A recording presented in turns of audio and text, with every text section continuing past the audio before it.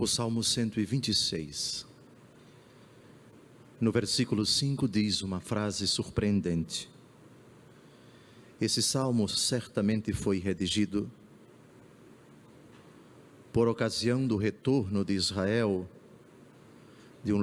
após um longo período de exílio, o cativeiro de Babilônia. Ali por volta do ano 538 a.C. Os que semeiam entre lágrimas ceifarão com alegria. No dia em que celebramos a memória de uma mãe profundamente católica, sempre católica, educada numa família católica, mas que casou com um homem que não acreditava no verdadeiro Deus. Patrício era o nome dele. Com ele, esta mulher teve um filho chamado Agostinho. Homem muito culto, brilhante de raciocínio, exímio conhecedor da filosofia do seu tempo, mas que não cria naquilo em que a sua mãe acreditava. E sua mãe, confiando no Senhor, certamente reproduzindo na sua vida esse versículo que acabei de citar, os que semeiam entre lágrimas, esperou mais de 2 décadas para ainda em vida experimentar o grande gozo de sua vida, ver o seu filho convertido, batizado, e após o batismo, poucos anos depois, presbítero da igreja, e não muito tempo depois, bispo da igreja, uma das mentes mais brilhantes da história da humanidade, um dos doutores da igreja mais perspicazes, de uma obra teológica vastíssima, grande pastor, de imensa sensibilidade pastoral. Nosso Senhor Jesus Cristo, no capítulo 16 de São João, versículo 20, diz algo parecido com o que acabamos de ouvir no Salmo 126, versículo 5.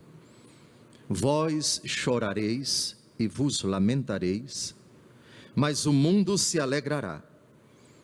Vós estareis tristes, porém, a vossa tristeza se converterá em alegria. O Todo-Poderoso assegura-nos que a nossa tristeza não é eterna, e se assumida em espírito de fidelidade a Deus, ela é penhor, isto é garantia antecipada de uma alegria indizível. Aqui eu olho pela câmara de TV para todas as mães cristãs católicas que se mortificam, que rezam e que acreditam neste contexto de tristeza sadia, tristeza boa, e vou explicar por quê. Tristeza boa, tristeza que agrada a Deus. Aguardam a conversão do seu esposo, a conversão dos seus filhos, a conversão dos seus entes queridos. Eu falei de tristeza boa. Existe, Dom José, Deus nos quer tristes. A tristeza de Santa Mônica, sim, é uma tristeza boa, é uma tristeza que agrada a Deus. Gravem esse versículo para não esquecê-lo jamais. Segunda carta de São Paulo aos Coríntios, capítulo 7, versículo 10.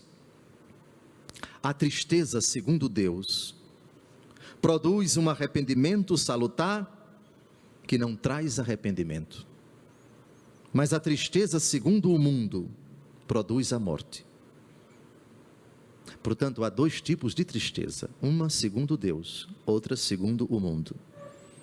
Exemplo da tristeza segundo o mundo, a tristeza do jovem rico.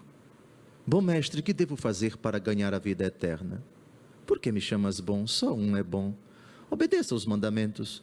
Tudo isso tenho observado desde a minha juventude, disse ele. Mas o Senhor acrescenta: uma coisa te falta. O jovem era muito apegado aos seus bens. Vá, venda tudo o que você possui, dê aos pobres, depois venha e me siga. Mas o jovem, muito triste, foi embora, porque era apegado aos seus bens. Essa é a tristeza que produz a morte. Mas a tristeza segundo Deus, não. Repito, segundo aos Coríntios 7, versículo 10. A tristeza segundo Deus produz um arrependimento salutar, do qual ninguém se arrepende. É a tristeza pela consciência dos nossos pecados, é a tristeza porque o nosso pecado ofendeu a Deus, machucou o nosso Senhor, causou a angústia do nosso Salvador, levou a morrer na cruz por nós. Essa tristeza leva-nos a sentir nojo do pecado, a sentir vergonha do mal praticado e a não querer mais continuar a fazê-lo, e a pedir perdão, e a partir de então uma vida nova começa. Essa é a tristeza que agrada a Deus. Assim fica fácil compreender a frase de nosso Senhor Jesus Cristo em Mateus capítulo 5, versículo 4: bem-aventurados os que choram, porque serão consolados. Alguns desavisados lendo essa frase, então Jesus quer que a gente sofra, mas no mundo de tanto sofrimento ele ainda pede para a gente chorar. Mas que absurdo é esse? Absurdo não é isto, absurdo é a ignorância da senhora, ou a ignorância do senhor, com devido respeito. O texto no contexto, quando Jesus bem-aventura, declara feliz esse choro, é esse choro da 2 aos Coríntios, capítulo 7, versículo 10. Bem-aventurados os que choram, porque serão consolados. Vocês já imaginaram o que é 20 e tantos anos de choro de uma mãe, amando o seu único filho, rezando por ele e vendo na dureza do coração, na incredulidade, na vida devassa? Ela, porém, jamais desanimou, jamais entregou os pontos, jamais cruzou os braços, jamais deixou de acreditar que o poder de Deus é maior do que a dureza do coração do seu filho, e viu ainda nesta terra o seu filho convertido. Caríssimos, existe mais uma outra afirmação, esta da carta aos Hebreus, capítulo 5, versículo 7, que fala das lágrimas de Jesus. Pelo menos 2 vezes os evangelhos dizem que nosso Senhor Jesus Cristo chorou. Primeira vez, diante de Jerusalém, no Monte das Oliveiras, já no fim de sua vida pública, a consciência do seu quase completo fracasso junto à cidade de Jerusalém. Jerusalém, Jerusalém, que matas os profetas, eu tantas vezes quis reunir os teus filhos como uma galinha reúne os pintinhos debaixo de suas asas, mas dias virão em que não ficará pedra sobre pedra. O choro de Jesus, a desolação de um Deus rejeitado, na iminência de ser traído, preso, supliciado e morto. Mas o segundo choro também é comovente de nosso Senhor. Quem lembra? Jesus diante do túmulo de Lázaro, seu grande amigo, o seu suspiro, sua prece a Deus, e depois Lázaro vem para fora. Os que semeiam entre lágrimas ceifarão com alegria. Mas das lágrimas de nosso Senhor Jesus Cristo explicitamente fala a carta aos Hebreus, capítulo 5, versículo 7, aspas: nos dias de sua vida mortal, da sua carne, tendo oferecido com grande clamor e lágrimas, orações e súplicas ao que podia livrá-lo da morte, e tendo sido ouvido por causa da sua reverência, ainda que era filho, aprendeu a obediência por meio daquilo que sofreu. Vejam, o valor catequético na pessoa de Jesus das lágrimas derramadas. As lágrimas derramadas na tristeza segundo Deus, por favor, a tristeza segundo Deus aqui não é masoquismo, masoquismo é tara, masoquismo é doença. Tara que leva uma pessoa a sentir prazer sofrendo, isso é tara, isso é doença. Aqui não, lágrimas que levam a pessoa a crer e a esperar no silêncio, a suportar com resignação a vontade de Deus, a não se dobrar ao pecado, a não se conformar com ele. E isto leva a pessoa a aprender a obedecer por aquilo que ela sofre. O sofrimento, portanto, é uma escola de obediência. O segundo pensamento dessa breve homilia é tirado da primeira leitura de hoje. Reparem o paradoxo da angústia e da aflição, o que é que ela produz na vida de São Paulo. Escrevendo aos cristãos de Tessalônica, hoje uma cidade de quase mais de 1 milhão de habitantes no norte da Grécia, ficamos confortados em meio a toda angústia e aflição, pela notícia acerca de vossa fé. Paulo está angustiado, a igreja perseguida, também acossada por tantos problemas, mas ele sabe que essa tribulação, esse sofrimento, ele experimenta por causa da fidelidade a Cristo, pelo amor a todas as comunidades cristãs. Vós estáis firmes no Senhor, agora sentimos-nos reviver. E aí ele vai falar na angústia e na aflição do paradoxo da tristeza. Como podemos agradecer a Deus por toda a alegria que nos invade diante do nosso Deus por causa de vós? Vejam, na angústia e na tribulação, Paulo sente uma indizível alegria. Lembram do Salmo? Os que semeiam entre lágrimas, ceifarão com alegria. Oh, amados, é simplesmente maravilhoso o que a palavra de Deus nos diz. Que o Senhor confirme vossos corações numa santidade sem defeito, diz o angustiado e atribulado Paulo, cuja finalidade do seu ministério outra não é, senão levar aos corações a graça do Senhor, para que ela aumente e transborde sempre mais. Continua ele no versículo 12, a exemplo do amor que eu tenho por vós. Deus seja louvado. No início desta manhã, fazemos nossas as afirmações do salmista do salmo de hoje. Saciai-nos de manhã com vosso amor. Mas o salmista também fala da alegria. Saciai-nos de manhã com vosso amor e exultaremos de alegria todo o dia.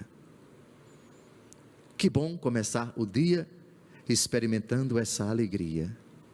Mas é bom também que nós conservemos esta sadia, porque evangélica, tristeza, a tristeza segundo Deus, que produz arrependimento salutar.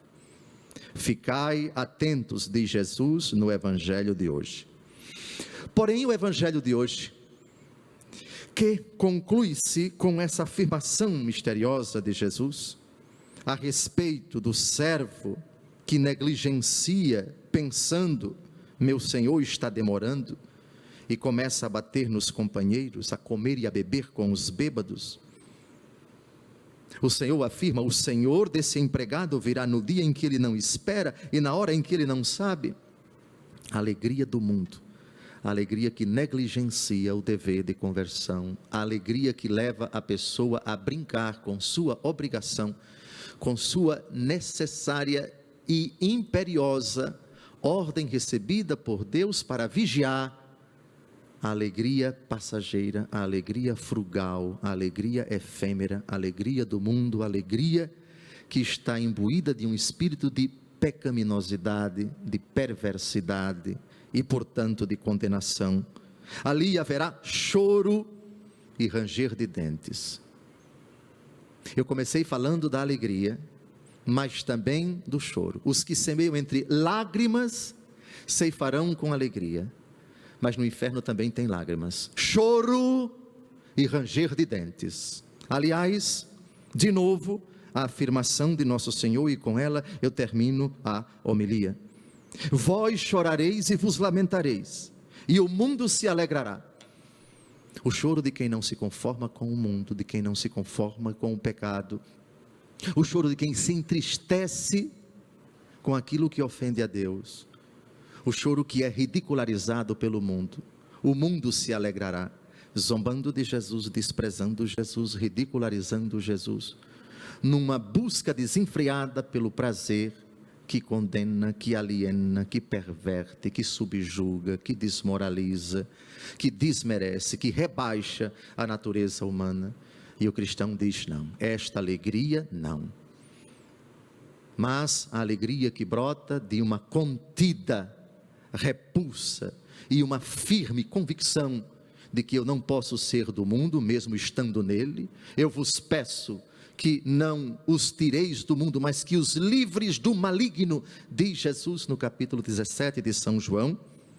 Vós estareis tristes, porém a vossa tristeza se converterá em alegria.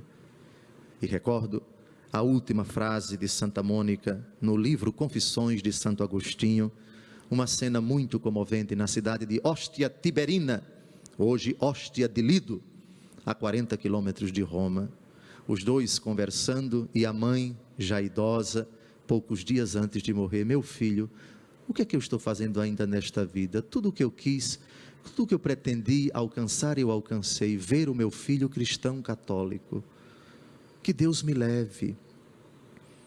E o filho, com lágrimas nos olhos, já sacerdote da Igreja Católica Apostólica Romana, ouvindo aquela brava mãe, aquela heroína, aquela mulher gigante, que passou boa parte da sua vida a chorar, confiando e rezando e pedindo a Deus a conversão do meu filho, e entregou o seu coração ao Senhor na imensa felicidade. A graça foi alcançada. Deus ouviu a minha prece, diz o Salmo 33, vede, este infeliz gritou e foi ouvido, e Deus o libertou de toda a sua angústia. Louvado seja nosso Senhor Jesus Cristo.